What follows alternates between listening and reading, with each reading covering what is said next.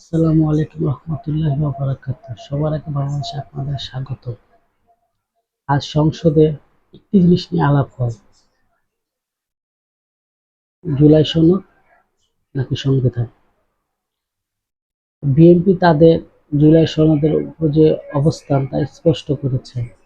BNP বলেছে যে তারা জুলাই সনদে যা স্বাক্ষর করেছে তা অক্ষরে অক্ষরে পালন করবে, এবং অপরদিকে এনসিপি বলছে বা জামাত বলছে যে তারা ৭২ সংবিধানটিকে তারা বাদ দিতে চায়।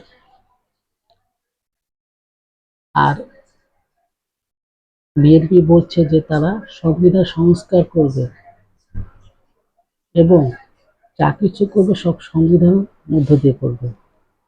এখন আমাদের যে সংসদের যে হান্নাত মাসুদ, তারপর যে সাজিদ আলম তো সংসদে যাননি, হাসনাত আবদুল্লাহ, তারা বলছে এই জুলাই সনদ যদি আপনার বাস্তবায়ন না হয় তাহলে নাকি জুলাই যোদ্ধাদের সাথে গাদ্দারি করা হবে এবং বাংলাদেশের সাধারণ মানুষের সাথে গাদ্দারি করা হবে।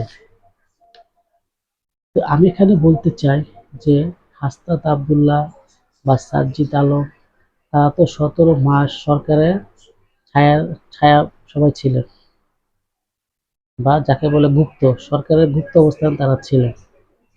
এই ১৭ মাস আপনারা কি করেছেন? এই ১৭ মাস তো আপনারা শুধু দেশকে এক মপের রাজ্যতে তৈরি করেছেন। এই ১৭ মাস শুধু দেশটাকে অস্থিতিশীল করা যায়, শুধু সেটাই করেছেন।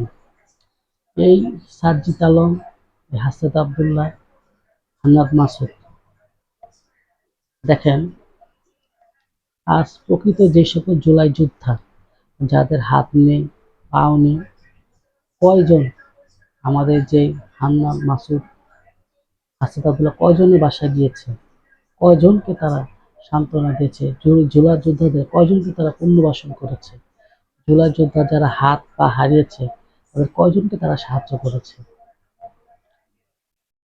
দেখেন, হাসিনা যাওয়ার পরে কিন্তু আমরা সবাই চিন্তা করেছিলাম, বা আমরা যে সবাই তারা ভেবেছিলাম হয়তো বা এইবার দেশটাকে একটা নতুন মাত্রায় নিয়ে যাবে এই ছাত্ররা। আমরা সবাই কিন্তু এই হাসনাত আবদুল্লাহ, এই সাজ্জিদ আলম, তাদের উপর আমরা ভরসা করেছি। যখন হাসিনা যাওয়ার পরে যখন একটি বন্যা হলো, তখন কিন্তু আমাদের দেশের যে সাধারণ জনগণ তারা কিন্তু কোনো সরকারের কাছে যায়নি, তত্ত্বাবধায়ক সরকার তারা যায়নি। অন্তর্বর্তী সরকারের যে ডক্টর মোহাম্মদ ইউনূস, তাকে কিন্তু তারা কোনো অনুদান দেয়নি।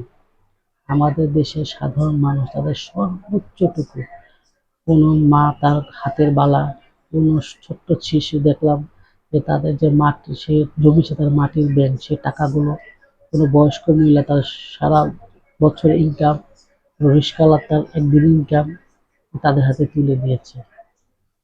কিন্তু তারা এই প্রথম গাদ্দারিটা করেছে বন্যার টাকাগুলো মেরে দিয়ে। দেখেন, আজও কিন্তু তারা সেই বন্যার টাকা যে কয় কোটি টাকা উঠলো তার কোনো সঠিক উত্তর দিতে পারেনি তারা। মাঝখানে তারা একটি সংবাদ সম্মেলন ডেকেছিল, সেখানে তারা বলেছিল যে তারা নাকি জুলাই ফাউন্ডেশনে সেই টাকাগুলো রেখেছে এবং তার সেগুলো সাজ্জিদ আলমের তত্ত্বাবধানে আছে। কিন্তু পরে দেখলাম যে জুলাই যে ফাউন্ডেশন থেকে সাজ্জিদ আলম পদত্যাগ করলো এবং মৃত্যুর ভাই সিদ্ধ পদত্যাগ করলো। কিন্তু আজও ধোঁয়াশায়ী থেকে গেল যে সেই জুলাই ফাউন্ডেশন টাকাগুলো আসলে কার পকেটে গেল, কাদের অ্যাকাউন্টে গেল। আমরা দেখেছি এই ১৭ মাসে কিভাবে শিক্ষকদেরকে নির্যাতন করা হয়েছে। আমরা দেখেছি কিভাবে শিক্ষক শিক্ষিকাদেরকে জোর করে তাদেরকে পদত্যাগ করতে বাধ্য করা হয়েছে। আমরা দেখেছি কিভাবে মুক্তিযোদ্ধাদের বাড়িঘর জ্বালিয়ে দেওয়া হয়েছে। আমরা দেখেছি কিভাবে মুক্তিযোদ্ধাকে তার জুতোর মালা গলায় দিয়ে তার এলাকায় হাঁটানো হয়েছে। আমরা দেখেছি কিভাবে হিন্দুদেরকে পুড়িয়ে মারা হয়েছে। আমরা দেখেছি কিভাবে মাজারগুলোকে ভাঙচুর করা হয়েছে, কিভাবে এই ১৭ মাসে মফকে একটি কালচারে পরিবর্তন করে, মফকে একটি কালচারে ধারণ করা হয়েছে। স্বৈরাচার হাসিনা যেমন মুক্তিযোদ্ধাদের ব্যবসা করতো, তারা মনে করতো যে শুধুমাত্র আওয়ামী লীগের যারা আছে তারাই নাকি মুক্তিযোদ্ধা করেছে। ঠিক তেমনি এনসিপি এখন সেই পথেই চলছে। এনসিপি এখন মনে করছে যারা ওই এনসিপি করে তারাই নাকি আপনার জুলাই যোদ্ধা। আরে ভাই, যখন আপনারা যখন হারুনের অফিসে ছিলেন, যখন হারুনের ওই ভাতের হোটেলে ছিলেন, তখন কিন্তু একদল যারা প্রকৃত জুলাই যোদ্ধা তারা কিন্তু বাইরে আন্দোলন করছিল। যখন আপনাদের নাহিদ ইসলাম, আস্তাদ আবদুল্লাহ তারা বলেছিল যে আমরা আমাদের যে আন্দোলন স্থগিত করলাম এবং এর সাথে আমাদের কোনো সম্পর্ক নেই, তখন কিন্তু আমার একটা লোক কথা মনে পড়ছে তার নাম, তখন কিন্তু ওই লোকটি বলেছিল আমরা হাসনাত আবদুল্লাহ সাজিদের কথা মানি না, আমরা আমাদের আন্দোলন শেষ করে বাড়ি ফিরব। এবং তারা সরকারকে চাপ দিতে সৃষ্টি শুরু করলো যাতে তাদেরকে ছেড়ে দেওয়া হয়, যেমনটি বঙ্গবন্ধু শেখ মুজিবুর রহমান করেছিল। যেমন তিনি যখন পাকিস্তান হানাদার মানে যুদ্ধ লেগেছে তখন কিন্তু তিনি 9 মাস পাকিস্তানে ছিলেন, যখন দেশ স্বাধীন হচ্ছে তখন সে বাংলাদেশে এসেছে। ঠিক তেমনি আপনারাও যখন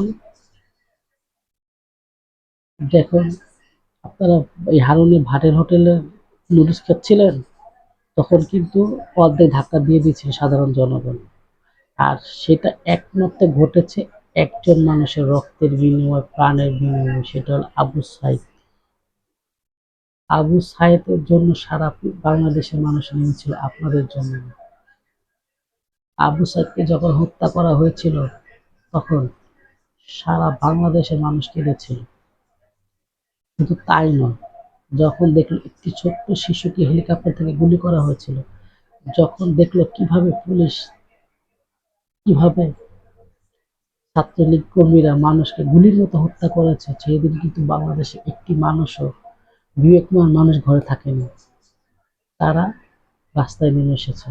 আর আজকে আপনারা শুধুমাত্র এনসিপিকে যারা করে আপনারা তাদেরকে দলীয়করণ করছেন, অথচ প্রকৃত যে সকল জুলাই যোদ্ধা তাদের আপনারা খবরও নেননি।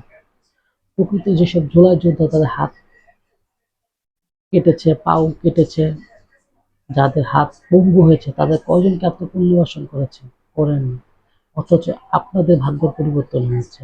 আপনারা যুদ্ধ করেছেন কোটার জন্য, একটা চাকরির জন্য, কিন্তু দেখা যেত হাসিনার পর আবার আপনারা কয়জন চাকরি করেছেন, সবই কোটার ভিতরে এসে আপনারা একজন এমপি হয়েছেন, কোটার ভিতরে গিয়ে একজন মন্ত্রী হয়েছেন, উপদেষ্টা হয়েছে, সব কোটার ভিতরে। অথচ আপনাদের থেকে কিন্তু যোগ্য লোক ছিল, আপনাদের থেকেও কিন্তু যোগ্য লোক ছিল যারা জুলাই যোদ্ধায় হাত হারিয়েছে, পাও হারিয়েছে, চোখ হারিয়েছে, তারাও কিন্তু এই ভার্সিটির পোলাপান ছিল, ভার্সিটি ছাত্র ছিল, সাধারণ জনগণ ছিল, রিক্সা চালক ছিল, ছিল পথচারী। আজ আপনারা এই কোটায় এমপি হয়েছেন, কোটায় মন্ত্রী হয়েছে, কোটায় বিরোধী দল হয়েছে। এখন যখন বাংলাদেশে একটি সরকারের আবির্ভাব হলো, যখন জনগণ তাদের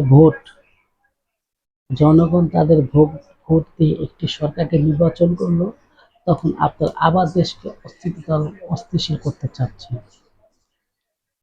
এখন আপনারা আবার বলছেন যে রাস্তায় নামতে।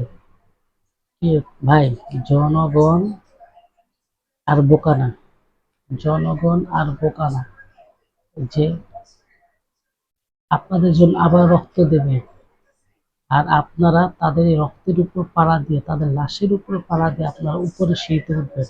ওই আশা ভুলা যান, ওই আশা আপনারা ভুলা যান। কারণ এটা ওই যে বলেন, ওই নেপালে বলছিল যে আমরা বাংলাদেশ হব না, এর চেয়ে লজ্জার আর কিছু নেই বাংলাদেশে মানে জনগণের কাছে।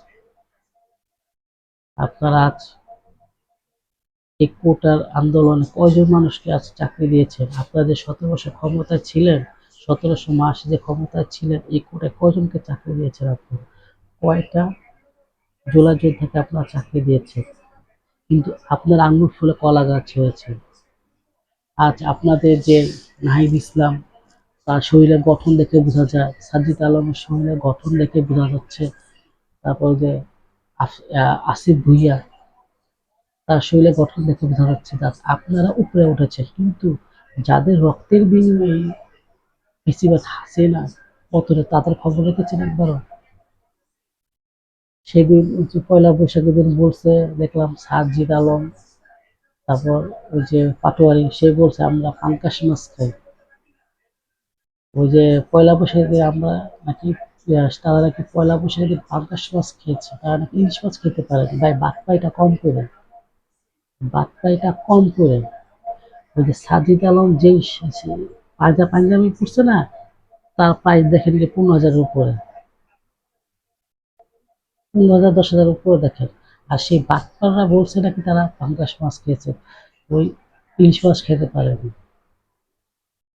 হয়তো বা যে এখন বলতে পারেন যে আমি আওয়ামী লীগের এজেন্ট বা বিএনপির এজেন্ট, ভাই আমি বিএনপিও করি না, আমি আওয়ামী লীগও করি না, আমি ওই এনসিপিও করি না, আমি দেশে একজন সাধারণ জনগণ।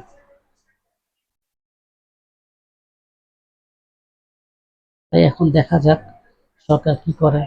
সরকার কিন্তু আমার মনে হয় যাই করুক সরকার, অন্তত যে সকল জুলাই যোদ্ধা তাদের পাও হারিয়েছে, তাদের হাত এড়িয়েছে, যে সকল যোদ্ধারা সারাটা জীবন পঙ্গুত্ব বরণ করেছে, সরকারের উচিত তাদের প্রত্যেকটাকে লিস্ট করে, প্রত্যেকটাকে লিস্ট করে যে কয়জন যুদ্ধ, কয়জন মারা গেছে, আমি জানি বহুত হত্যা হয়েছে, বহুত লাশ গুম হয়েছে, তারপরও যে সকল জোড়া যোদ্ধারা আছে তাদের লিস্ট করে তাদেরকে একটি পুনর্বাসন করে দেওয়া হোক। তাদের সন্তানকে যাতে আজীবন চিকিৎসা এবং শিক্ষা ব্যবস্থা করে দেওয়া হোক, যাতে বলতে পারে যে না, আমরা এই শেখ হাসিনাকে তাড়িয়ে আমরা ভালো কাজ করেছি। নাহলে তারা একদিন বলবে, তাদের সন্তানরা একদিন বলবে যে আমরা ভুল করেছি এনসিপির হাতে এই রাষ্ট্রকে তুলে দিয়ে, আমরা ভুল করেছি সাজিদ আলম হাসনাদের পক্ষে কথা বলবে। আসসালামু আলাইকুম।